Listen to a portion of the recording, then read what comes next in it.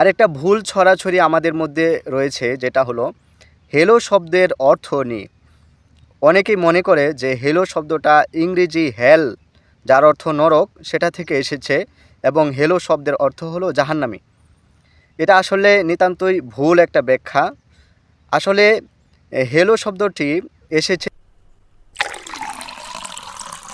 আসসালামু আলাইকুম রহমতুল্লাহি ওবারাকাতু। প্রিয় দর্শক, আমরা সচরাচর মোবাইল ফোন ইউজ করতে গিয়ে হেলো শব্দ ব্যবহার করি। আসলে একজন মুসলমান হিসেবে আমাদের উচিত সালাম ব্যবহার করা, কেননা সালাম হলো মুসলমানদের শিয়ার, মুসলমানদের নিদর্শন। যে একজন মুসলমান সে কথা বলতে গিয়ে শুরুতে সালাম ব্যবহার করবে, এটা মুসলমানের বৈশিষ্ট্য।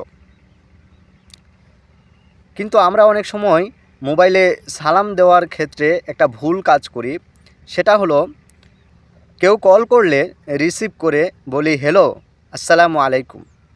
আসলে আমাদের উচিত আগে সালাম শব্দটা ব্যবহার করা। আসলে হেলো শব্দটা ভুল না হলেও সালামের আগে হেলো বলাটা ভুল, কারণ মুসলমানের কথা শুরু হবে সালামের মাধ্যমে, কুশল বিনিময় শুরু হবে সালামের মাধ্যমে। তো আমাদের উচিত সালামটাকে জারি করা।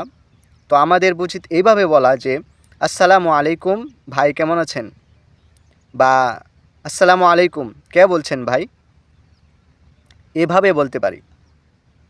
আর একটা ভুল ছড়াছড়ি আমাদের মধ্যে রয়েছে, যেটা হলো হেলো শব্দের অর্থ নিয়ে। অনেকেই মনে করে যে হেলো শব্দটা ইংরেজি হেল, যার অর্থ নরক, সেটা থেকে এসেছে এবং হেলো শব্দের অর্থ হলো জাহান্নামী। এটা আসলে নিতান্তই ভুল একটা ব্যাখ্যা। আসলে হেলো শব্দটি এসেছে জার্মান শব্দ হেলা হলা থেকে, যেটি একটি সম্বোধনসূচক শব্দ, যেটি ব্যবহার করা হয় নৌকার মাঝিকে সম্বোধন করে। নৌকার মাঝিকে ডাক দিতে গিয়ে এই শব্দটি ব্যবহার করা হয়।